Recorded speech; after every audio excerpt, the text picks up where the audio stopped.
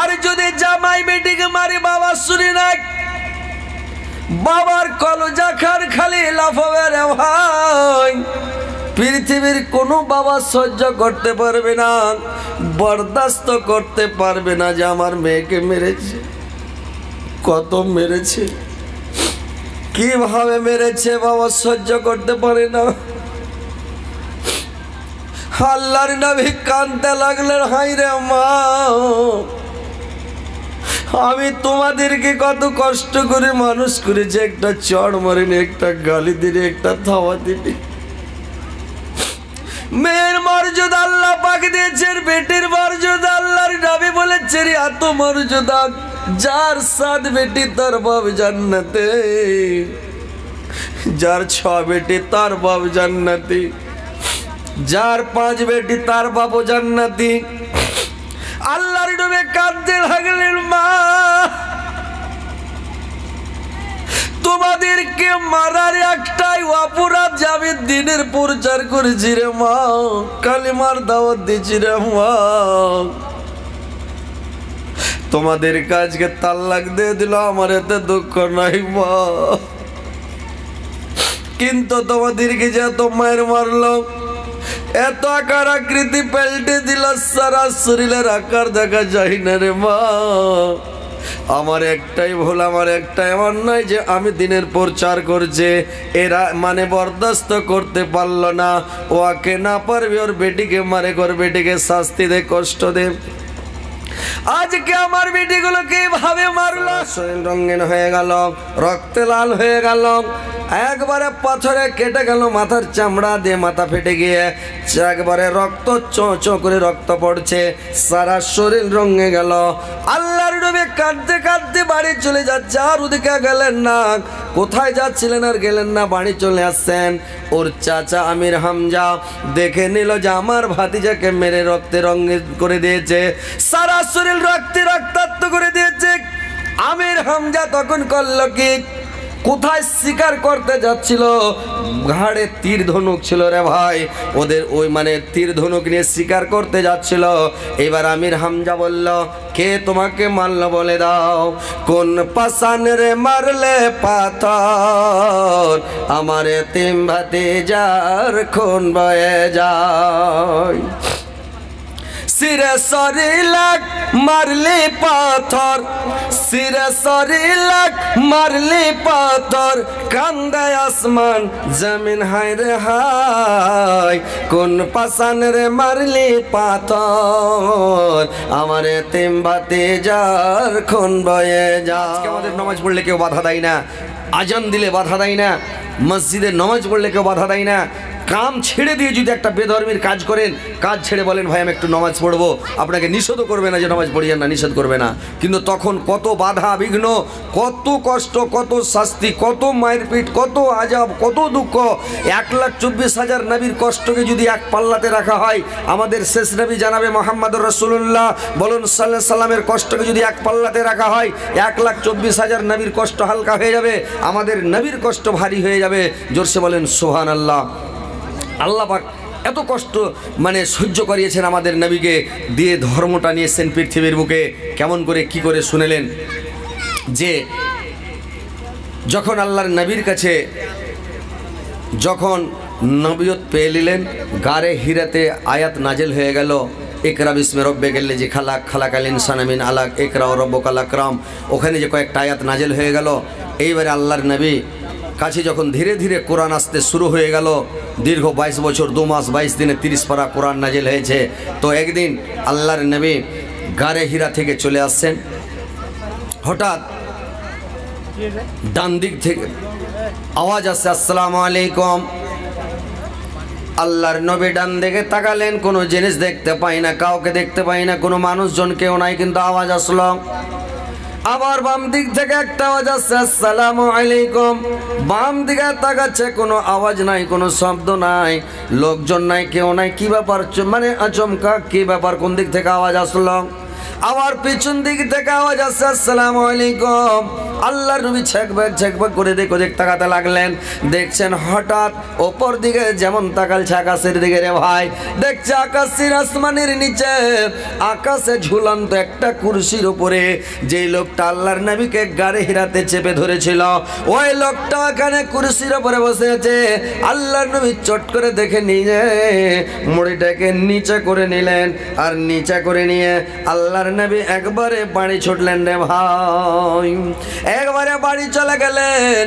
বাড়ি যাওয়ার পরে আল্লাহর নবী দেখছেন খাদিজা বাড়িতে নাই, কোথায় গিয়েছে খালি ঘাটাগুলি করছে। এইবার যখন খাদিজা আসলো, নবীজি বলেন ও খাদিজা ঠান্ডাতে মর যায় জান চলিয়া, উড়াও চাদর যাই রে জীবন, উড়াও চাদর যাই রে জীবন জ্বরের জ্বালাতে।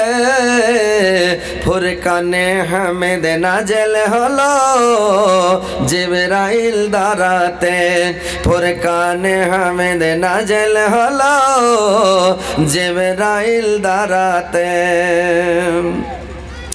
এবার তখন করল কি, আল্লাহর নবী খাদিজাকে বলল রে খাদিজা তাড়াতাড়ি আমাকে একটা কম্বল দাও, আর কম্বল দিয়ে আমাকে ঢেকে দাও, আমি আর ঠান্ডা সহ্য করতে পারি না, আমাকে এত জ্বর এসেছে, এত ঠান্ডা লেগেছে, আমি সহ্য করতে পারি না রে খাদিজা।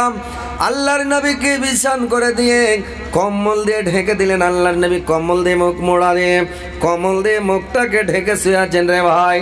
খাদিজা পার্শ্বে বসে আছেন, আল্লাহর নবী থরথর করে কাঁপছেন। আল্লাহর নবীকে খাদিজা জিজ্ঞাসা করলেন, স্বামী আপনি কেন আজকে থরথর করে কাঁপছেন, কি হয়েছে, কেন কাঁপতে লাগলেন স্বামী গো? এবার তখন খাদিজা করলেন, আল্লাহর নবী বললেন, এরে খাদিজা মনে হয় আমি দুনিয়াতে আর বাঁচবো না রে, আমার পৃথিবীতে মনে হয় আর বেশি দিন আমার টিকার জায়গা নাই রে খাদিজা। বললে কেন স্বামী এরকম কথা কেন বলছেন, আপনার ভয় নাই, আপনি কোনো মানুষের ক্ষতি করেন না, কোনো মানুষের রাস্তা ঘেরেন না, কোনো মানুষকে আপনি দুঃখ দেন না, কষ্ট দেন না, কার্য করেন না, ফাসাদ করেন না, আপনি গরিব লোককে সাহায্য করেন, দুর্বল লোককে সাহায্য করেন, উলঙ্গ ব্যক্তিকে বস্ত্র দান করেন, আপনি মরিজ লোককে মানে বেমারি লোককে দেখতে যান, আপনি যারা অসহায় লোক তাদের পাশে থাকেন, ইয়াতিমের মাথাতে আপনি হাত বোলান, আপনি এত সুন্দর মানুষ, আর আপনি কেন বলছেন আমি বাঁচব না, আমার ভয়? আপনার কোনো ভয় নাই স্বামী গো, আপনি চিন্তা করবেন না স্বামী।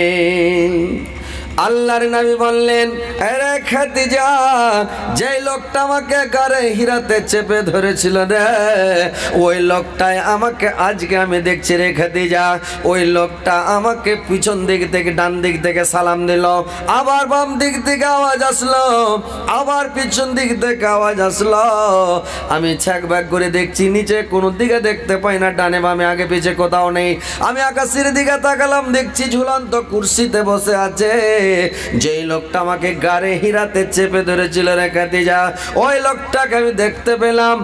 এইবার তখন বলল, স্বামী গো আপনি চিন্তা করবেন না, আপনি টেনশন নেবেন না, আপনার কোনো ভয় নাই। আল্লাহর নবী ভাবে শুয়ে আছেন, জিবরাইল আলাইহিস সালাম তার সিধানে এসে আবার কয়েকটা আয়াত নাজিল হয়ে গেল। আল্লাহর নবীকে বলে দিলেন, ইয়া আইয়ুহাল মুদ্দাসসির, এই চাদর উড়নে वाला, एक कमल उड़ने वाला, कुम फांजर तुम उड़ जाओ और रब्बिका फाकाब्बिर, আর তুমি তোমার রবের বড়াই বর্ণনা করো, পবিত্রতা ঘোষণা করো, আর শুয়ে থাকতে হবে না তোমাকে, আর ঘুমাইলে হবে না, তুমি উঠে যাও আর তোমার রবের পবিত্রতা বর্ণনা করো। আল্লাহর নবী শুয়ে শুয়ে খাদিজাকে বললেন, রে খাদিজা আমি যদি তোমাকে একটা কথা বলি, আমার কথাটা তুমি মানবে রে খাদিজা, আমার কথাটা তুমি রাখবে খাদিজা, তুমি একটু বলো তো। খাদিজা বলল স্বামী গো আপনার কথা কেন রাখবো না, আপনি তো সত্যবাদী, আপনি আল আমিন, আপনি আমার নদ্দার, আপনি এত ভালো মানুষ, আপনার কোনো খুঁত নাই, আপনার কোনো দোষ নাই, আপনি এত ভালো মানুষ, আপনার কথা কেন রাখবো না, আপনি যেটাই বলবেন আমি সেটাই মেনে নেব, সেটাই আমি শুনে নেব। কি কথা বলেন? আল্লাহর নবী বললেন রে খাদিজা তুমি আমার সঙ্গে পড়া হাতে হাত দিয়ে তুমি কলমা পড়ো, ঈমান নিয়ে এসো, বলো কালেমা লা ইলাহা ইল্লাল্লাহ মুহাম্মাদুর রাসূলুল্লাহ। তুমি কলমা পড়ে ঈমান নিয়ে এসে তুমি ইসলাম গ্রহণ করে নাও খাদিজা। সঙ্গে সঙ্গে খাদিজা ইসলাম গ্রহণ করলাম, মুসলমান হয়ে গেল।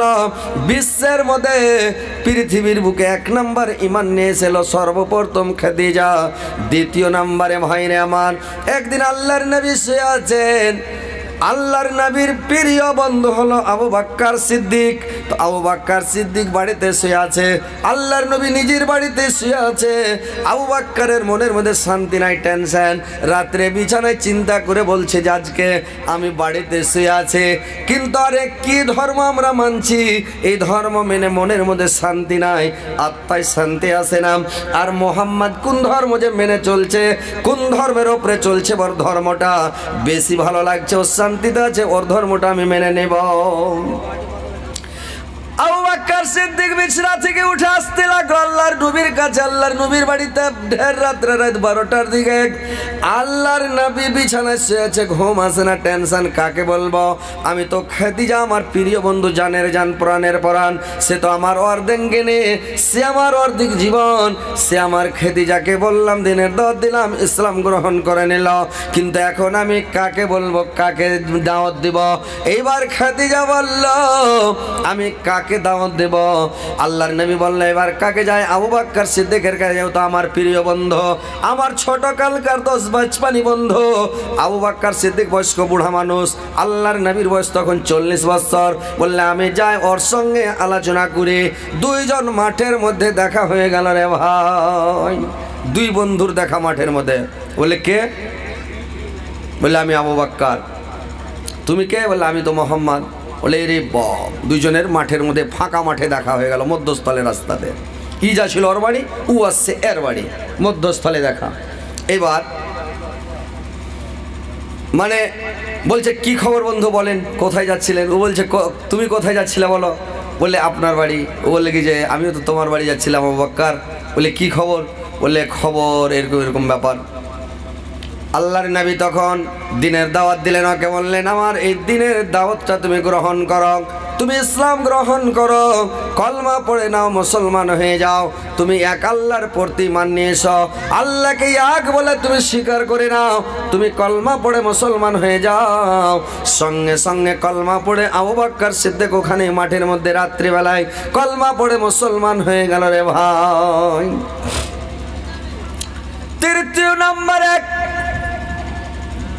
তাদের বাড়িতে ছিল বাড়ি হযরত আলী, আল্লাহর নবীর বাড়িতে থাকতো, আল্লাহর নবীর বাড়িতে খেত, আর বাড়িতে পালা পুষো হতো।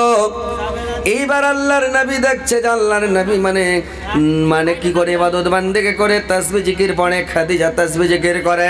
হযরত আলী দেখছে যারা তাসবিহ জিকির পড়ছে, কি ইবাদত বান্দেগি করছে, তো আমাকে ভালো লাগছে। আল্লাহর নবীকে বলছেন আপনি কি ধর্ম মানছেন, কোন ধর্মের উপরে আছেন, আমাকে একটু বলেন, আপনাকে দেখে আমাকে ভালো লাগছে।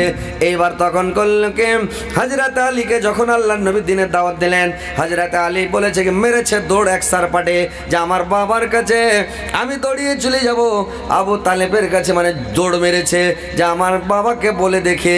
বললে শুনো হযরত আলী, শুনো, এখনো তোমার বাবাকে বলার টাইম হয়নি, তোমার মনে যদি চাই, তোমার দিলে চাই যে আমি ইসলাম গ্রহণ করব, কলমা পড়ব, তুমি কলমা পড়তে পারো, আর যদি তোমার মনে না চাই কলমা পড়িও না, কিন্তু এখন পর্যন্ত তুমি কাউকে বলিও না, কাউকে জানাইও না।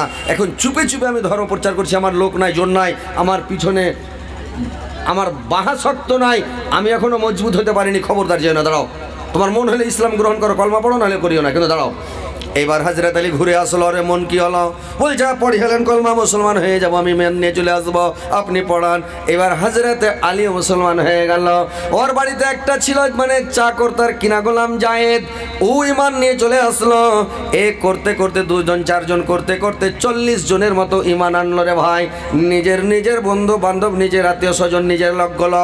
এইবার 40 জনের মতো যখন লোক ইমান নিয়ে আসলো, আল্লাহ পাকে আয়াতটা নাজিল করে দিলেন, ও আনজির আসিরাতাকাল আকরাবিন। হে নবী, তুমি তোমার নিকটবর্তী আত্মীয়দেরকে তুমি দাওয়াত দাও, তাদের কাছে দিন পৌঁছাও, তাদেরকে বলো, তাদেরকে ডাকো, তাদেরকে দিনে আসার জন্য আহ্বান করো, তুমি দাওয়াত দিতে শুরু করো। এবার আর চুপে চুপে আর প্রচার করতে হবে না, তুমি ডাইরেক্ট প্রচারে নেমে যাও। আল্লাহর নবী ডাইরেক্ট প্রচারে নেমে গেলেন। আল্লাহর নবী করলেন কি, পাহাড়ে সাফা পাহাড়ের ওপরে উঠে গিয়ে তার বংশধরকে ডাকতে লাগলেন, ইয়া সাবাহা ইয়া সাবাহা বলে। যখন ডাক দিতে লাগলো, তার বংশধরেরা চলে আসলো, জিজ্ঞাসা করলো কি ব্যাপার, কেন আমাদেরকে ডেকেছেন বলেন। আল্লাহর নবী বললেন, আমি এই জন্য ডেকেছি যে আমি যদি তোমাদেরকে বলি আমার পিছন দিকে থেকে পাহাড়ের দিক থেকে তোমাদেরকে আক্রমণ করার জন্য সূত্রের দলেরা, গুন্ডার দলেরা তোমাদেরকে আক্রমণ করার জন্য আসছে, তোমরা আমার কথাটা মানবে কি বলো তো? এরা বলল, কেন মানবো না, তুমি তো আল আমিন আমানতদার, তুমি সত্যবাদী, কোনোদিন তো তুমি মিথ্যা কথা বলো না, তোমার মুখ দিয়ে মিথ্যা কথা বের হয়নি, জীবনে কোনোদিন মিথ্যা কথা শুনি নাই, যেটাই বলবে আমরা মেনে নেব। বললে তোমরা এক আল্লাহকে বিশ্বাস করো, তোমরা আল্লাহর উপরে ঈমান নিয়ে এসো, তোমরা এক আল্লাহকে ডাকো, আর তোমরা আল্লাহর উপরে ভরসা করো, কিয়ামত বলে ভয় করো, আর জাহান্নাম বলে ভয় করো, তোমরা আল্লাহকে বিশ্বাস করো। এই কথা যেমন দু একটা কথা বলতে লাগা রে ভাই, আবু লাহাব করেছি একটা পাথর উঠিয়ে নিলেন, আর পাথর উঠিয়ে আবু লাহাব এক পাথর ঝাড়লেন আল্লাহর নবীকে, একটা পাথর মেরে দিয়ে বলল, তাব্বান লাকা ইউসাইরুল ইয়াউম আলাইহি জামাতানা, তুমি কি এই জন্য আমাদেরকে জমায়েত করেছো, এই জন্য কি তুমি আমাদেরকে ডেকেছো? তোমার সারাটা দিন বরবাদ হোক, তুমি ধ্বংস হও, তুমি বরবাদ হও, তোমার 2খানা হাত নষ্ট হোক। আল্লাহর নবীকে যখন পাথর ছুঁড়ে মারল, আল্লাহর লোকজন সব চলে গেল, আল্লাহর নবী সেখান থেকে নামলেন। আল্লাহর নবীর কাছে তখন আয়াত নাজিল হয়ে গেল, তাব্বাত ইয়াদা আবি লাহাব ওয়া তাব, ধ্বংস হোক আবু লাহাবের 2খানা হাত, নিপাত যাক, সে ধ্বংস হোক। নবী তোমাকে বলেছে ধ্বংস হোক, নিপাত যাক, নবীর 2খানা হাত ধ্বংস হোক, তোমার হাত ধ্বংস হবে না, আবু লাহাবের 2খানা হাত ধ্বংস হবে, আবু লাহাব নিজে ধ্বংস হবে। বলছেন মা আগনা আনহু মালুহু ওয়া মা কাসাব, মানে আবু লাহাব বলেছিল যদি মোহাম্মদ সত্যকারের নবী হয়, অরিজিনালের নবী হয়, তাহলে আমি আল্লাহকে আমার ধন সম্পদ টাকা পয়সা যত যা আছে সব দিয়ে দিব, আমার সন্তান সন্ততিকে দিয়ে দেব, আমি জাহান্নাম থেকে বেঁচে যাব। আর যদি মোহাম্মদ অরিজিনালের নবী না হয়, তাহলে আমার তো কোনো ভয় নাই, বালাই নাই, কোনো চিন্তা নাই, নো টেনশন। এই কথা যখন বলল, আল্লাহ পাক আবার তারপর আয়াত নাজিল করে বলে দিলেন, মা আগনা আনহু মালুহু ওয়া মা কাসাব, যে আবু লাহাবের ধন সম্পদ সন্তান সন্ততি কোনো জিনিস তার কাজে আসেনি, তার উপকারে আসেনি, সব পৃথিবীতে ধ্বংস হয়ে গিয়েছিল রে ভাই। সায়াসলা নারান জাতা লাহাব, আর আবু লাহাব মরার সঙ্গে সঙ্গে জ্বালান্ত দাও দাও করা আগুনে প্রবেশ করবে রে ভাই। আবু লাহাব সেদিন থেকে ওইখান থেকে পাহাড়ের কাছ থেকে পাথর মেরে যে আসলো, এসে সেদিন থেকে আবু লাহাবের দুশ্মনীটা বেড়ে গেল, সূত্রতা বেড়ে গেল, আল্লাহর নবীর সঙ্গে দুশ্মনী শুরু করে দিল। আল্লাহর নবীর 2টা বেটি ছিল, একটার নাম উম্মে কুলসুম, একটার নাম রোকাইয়া। এই 2টা বেটিকে আবু লাহাব বহু করেছিল। আবু লাহাবের 2টা বেটা ছিল, একটার নাম ওতবা, একটার নাম ওতবা আর ওতাইবার সঙ্গে বিয়ে দিয়েছিল উম্মে কুলসুম আর রোকাইয়ার। এইবার আবু লাহাবের দুশ্মনীটা কেমন ভাবে বেড়ে গেল ভাই, দেখেন যে আল্লাহর নবীর সঙ্গে শত্রুতা দুশ্মনী কেমন ভাবে করতে লাগলো। আবু লাহাব বলল, ওর বেটা 2টাকে শুনো, নবীর ব্যাপারে আজ নবী এরকম ব্যাপারে ধর্ম, নতুন ধর্ম প্রচার করেছে। বাপ দাদার ধর্মকে ত্যাগ করে নিজের বাপ দাদার ধর্মকে ছেড়ে একটা নতুন ধর্ম প্রচার শুরু করেছে। আজকে নবীকে, নবীর বেটি দুটাকে আর বাড়িতে রাখা যাবে না। নবীর বেটি দুটাকে বাড়ি থেকে বের করে দাও, তাড়িয়ে দাও। কিন্তু শুধু তাড়াতে হবে না, তাদেরকে মেরে পিঠে একবারে সাজা শাস্তি করে তাদেরকে মানে খুব পিটার পরে তারপরে তাদেরকে নবীর সামনে ঘাড় ধাক্কা দিতে দিতে, গলা ধাক্কা দিতে দিতে বাড়ি থেকে মানে টেনে বের করে দাও। ছেলে উতবারু তাই বা সেটাই করল। রুকাইয়া আর উম্মে কুলসুমকে এত মারলো রে ভাই, এমন মারলো। কেমন মার রে ভাই আমার? কাঁচের বোতলের মধ্যে গরম পানিকে ভরে দিল, একবারে ফুটান্ত টকবগা পানি। ওই কাঁচের বোতল দিয়ে মারে। আর যেখানে বোতলটা ধরেন মাংস ফুলা হাড্ডি ছেড়ে উঠে যায়, যেখানে ঠেকে ওখানে যেখানে সেখানে ঠেকিয়ে সারা শরীরের আকার আকৃতিকে পাল্টে দিল। এমন মায়ের মারল, মুখটক ফুলিয়ে দিল, সারা শরীরকে ফুলিয়ে এমন ভাবে মার দিল যে তাদের আকার আকৃতি দেখা যায় না রে ভাই। আর মারতে মারতে আল্লাহর নবী কাবা শরীফের কাছে আছে, এবার করেছে কি দুটা বেটিকে মারতে মারতে ঘাড় ধাক্কা দিতে দিতে আল্লাহর নবীর সামনে নিয়ে চলে গেল। বললে আল্লাহর নবীর সামনে গিয়ে বলল, এই যে আপনার বেটিকে, আপনার মেয়েকে এলেন, আমরা আজকে তালাক দিয়ে দিলাম, ছেড়ে দিলাম। আর আপনার মেয়েকে আমরা রাখবো না, আজকে মানে তালাক করে দিলাম, আজকে ছেড়ে দিলাম, নিয়ে চলে যাও। আল্লাহর নবী বেটির মুখের দিক দেখে, চেহারার দিক দেখে সুবহানাল্লাহ, আল্লাহর নবীর চোখে পানি থামে না। ঝর ঝর করে আল্লাহর নবীর চোখ দিয়ে পানি বের হতে লাগলো। পৃথিবীতে এরকম কোন মানুষ আছে ভাই আমার, যে জামাই যদি বেটিকে মারে পৃথিবীর কোনো মানুষ বরদাস্ত করতে পারবে না, সহ্য করতে পারবে না রে ভাই। যে মানুষ যখন বেটিকে মানুষ করে, কত কষ্ট করে মানুষ করে ভাই বলুন। নিজে খাই না, বেটিকে খাওয়াই, বেটিকে খাওয়াই। কত বাপ রিক্সা চালায়, ভ্যান চালায়, মাটি কাটে, লেভারি করে, জন কাটে, ছেলে পেলেকে মানুষ করে। কত কষ্ট করে বেটির বিয়ে শাদী দেয়। জামাই বেড়াতে আসলে জামাইকে কত আদর করে মুরগা খিলায়, ডিম সিদ্ধ করে খিলায়, কত খাদ পানি করে, আনাসা তুলে খিলায়, কত আদর করে যত্ন করে, নতুন নতুন বিছান দেয়, নতুন কাপড় দেয়, কত আদর করে যত্ন করে জামা কাপড় দেয়, জামাইকে আদর করে করে জিনিস দিয়ে পাঠায়। মানে জামাইকে আদর করে আমার বেটিকে ভালোবাসবে। আমার বেটিকে মারবি না, গালি দিবি না। যদি আমার বেটি ভুল করে, আমার বেটি কোনো যদি ভুল করে দেয়, অন্যায় করে দেয়, আমার জামাই ক্ষমা করে দেবে, আমার জামাই ভালোবাসবে বলে জামাইকে কত ভালোবাসে, জামাইকে কত আদর করে। নিজের বেটি থেকেও বেশি আদর করে মানুষ জামাইকে। কেন? যে আমার বেটিটা সুখে থাকবে, শান্তিতে থাকবে। আর যদি জামাই বেটিকে মারি, বাবা শুনি না, বাবার কলজা খার খালি লাফাবে রে ভাই। পৃথিবীর কোনো বাবা সহ্য করতে পারবে না, বরদাস্ত করতে পারবে না যে আমার মেয়েকে মেরেছে। কত মেরেছে, কিভাবে মেরেছে, বাবা সহ্য করতে পারে না। আল্লাহর নবী কাঁদতে লাগলেন, হায় রে মা, আমি তোমাদেরকে কত কষ্ট করে মানুষ করেছি, একটা চড় মারিনি, একটা গালি দিলে, একটা থাওয়া দিলি।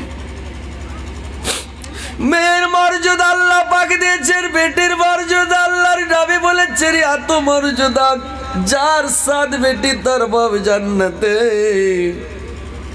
যার 6 বেটি তার বাপ জান্নাতি, যার 5 বেটি তার বাপ জান্নাতি, 4 বেটির বাপ জান্নাতি, 3 বেটির বাপ জান্নাতে, 2 বেটির বাপ জান্নাতে, যার একটাই বেটি আছে তার বাপ জান্নাতে, যার বেটি নাই তার চিন্তা ভাবনা আছে রে ভাই, যার বেটি নাই তার ভবিষ্যৎ কি আছে আল্লাহ জানে, কিন্তু বেটির বাপ হচ্ছে জান্নাতে।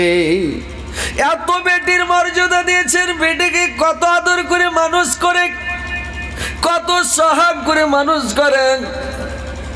উম্মুল মুমিনিন হযরতে খাদিজা আহিরা বলো ছোট ছেলে রেখে মারা গেল, ছোট ছোট বাচ্চা রেখে মারা গেল। মাওড়া ছেলেকে আল্লাহর নবী কুলি পিঠে করে আদর করে মানুষ করেছে বেটিকে, সেই বেটিকে যদি জামাইতে মারে, মারার মতন মায়ের মারেনি, দুশ্মনীর মতন করে মেরেছে রে ভাই। সারা শরীরের আকার আকৃতি ঠিক রাখে নাই। আল্লাহর নবী কাঁদতে লাগলেন, মা তোমাদেরকে মারার একটাই অপরাধ যে আমি দিনের প্রচার করেছি রে মা, কালিমার দাওয়াত দিচ্ছি রে মা। তোমাদের কাজকে তাল্লাক দিয়ে দিল, আমার এতে দুঃখ নাই মা, কিন্তু তোমাদেরকে যে এত মায়ের মারলো, এত আকার আকৃতি পাল্টে দিল, সারা শরীরের আকার দেখা যায় না রে মা। আমার একটাই ভুল, আমার একটাই অন্যায় যে আমি দিনের প্রচার করছে, এরা মানে বরদাস্ত করতে পারলো না। ওকে না পারবে ওর বেটিকে মারে, ওর বেটিকে শাস্তি দে, কষ্ট দে। আজকে আমার বেটিগুলোকে এভাবে মারলো। আল্লাহর নবী সহ্য করলেন, কি করবেন, বরদাস্ত করে গেলেন যে আমি একজন নবী, আমি একজন নবী, আর আজকে আমি কি করব, আমি তার বদলা নিতে পারবো না। কিন্তু এখনকার মানুষ যদি হতো, পৃথিবীর মানুষ বরদাস্ত করত না রে ভাই। আল্লাহর নবী বরদাস্ত করে নিলেন, এখনকার মানুষ বরদাস্ত করতে পারতো না।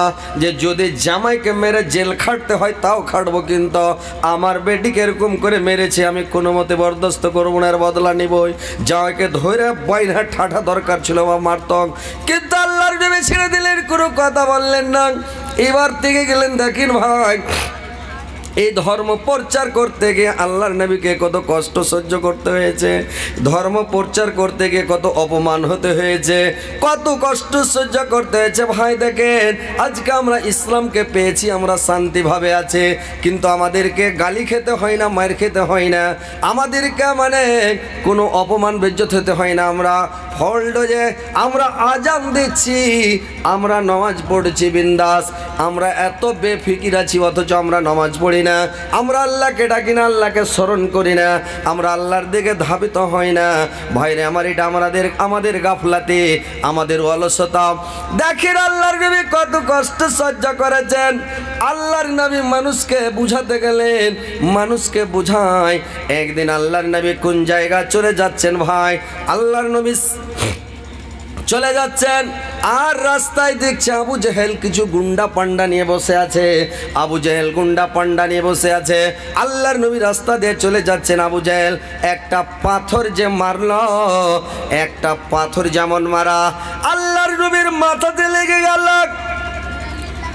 আর মাথাতে লেগে মাথা ফেটে গেল, তর তর তর তর করে রক্ত খুন বইতে লাগলো রে ভাই। সারা শরীর রঙিন হয়ে গেল, রক্তে লাল হয়ে গেল, একবারে পাথরে কেটে গেল, মাথার চামড়া দিয়ে মাথা ফেটে গিয়ে একবারে রক্ত চো চো করে রক্ত পড়ছে, সারা শরীর রঙে গেল। আল্লাহর নবী কাঁদতে কাঁদতে বাড়ি চলে যাচ্ছে, আর ওদিকে গেলেন না। কোথায় যাচ্ছিলেন আর গেলেন না, বাড়ি চলে আসছেন। ওর চাচা আমির হামজা দেখে নিল যে আমার ভাতিজাকে মেরে রক্তে রঙে করে দিয়েছে, সারা শরীর রক্তে রক্তাক্ত করে দিয়েছে। আমির হামজা তখন করলো কি, কোথায় শিকার করতে যাচ্ছিল, ঘাড়ে তীর ধনুক ছিল রে ভাই, ওদের ওই মানে তীর ধনুক নিয়ে শিকার করতে যাচ্ছিল। এবার আমির হামজা বলল, কে তোমাকে মারলো বলে দাও, কোন পাশান রে মারলে পাথর, আমার এতিম ভাতিজার খুন বয়ে যায়। সিরে শরীলাক মারলি পাথর, সিরে শরীলাক মারলি পাথর, কান্দে আসমান জমিন হায় রে হায়, কোন পাশান রে মারলি পাথর, আমার এতিম ভাতিজার খুন বয়ে যায়। দেখিয়ে দাও না গো ভাতিজায় আমার, দেখিয়ে দাও না গো ভাতিজায় আমার, বংশ তাহার মারিব ধ্বংস নাম নিশানা দিব মিটাইয়া কোন পাশান রে মারলে পাথর আমার এতিম ভাতিজার খুন বয়ে যায় কোন পাশান রে মারলে পাথর আমার এতিম ভাতিজার খুন বয়ে যায় কান্দিয়া বলেন আমির হামজা কান্দিয়া বলেন আমির হামজা কহ গো ভাতিজা আমার কোন পাশান রে মারলে পাথর আমার এতিম ভাতিজার মাথা নবীজি তখন কান্দিয়া বলে নবীজি তখন কান্দিয়া বলে ব্যথা যদি লাগে গো চাচা ফুকিয়ে দাও গো তহিদ কালেমা এতিম ভাতিজার মাথায় ব্যথা যদি লাগে গো চাচা ফুকিয়ে দাও গো তহিদ কালেমা এতিম ভাতিজার মাথায় আমির হামজা কলমা পড়ে দিল সঙ্গে সঙ্গে কলমা পড়ে নিয়ে মুসলমান হয়ে গেল বলছে রে ভাতিজা বল কোথায় আছে কে মেরেছে বলে বললে চাচা আমাকে মেরেছে আবু জাহাল বললে আবু জাহাল কোথায় বললে ওখানে পাহাড়ের কিনারায় গুন্ডা পান্ডা নিয়ে পালিয়ে মানে বসে আছে লুকিয়ে আছে আমির হামজার গলাতে ছিল ধনুক তীর পিঠে আছে বাঁধা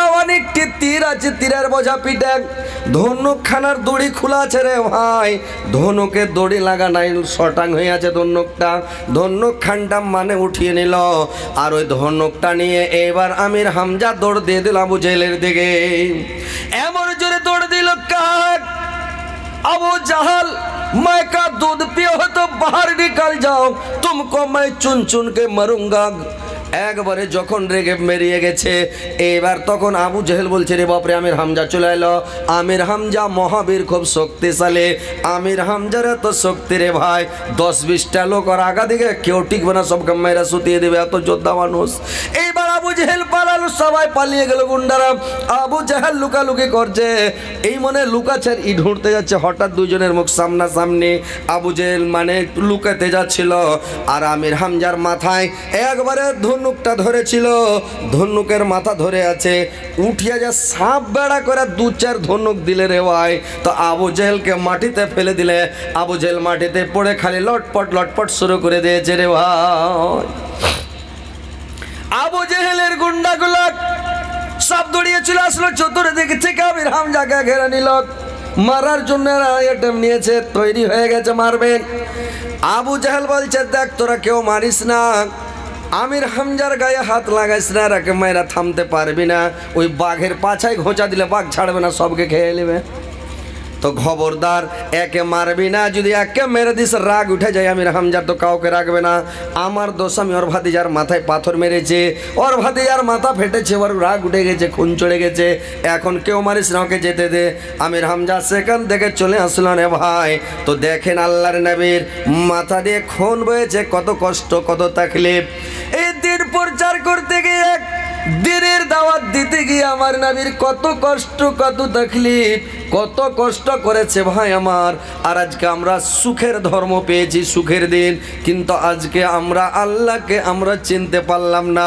আল্লাহর রাসূলকে চিনতে পারলাম না আল্লাহর ইবাদত বান্দেকে ছেড়ে দিয়ে নবীর সুন্নাতকে ছেড়ে দিয়ে আজকে আমরা বেধর্মীর অনুকরণ বেধর্মীর অনুসরণ করছি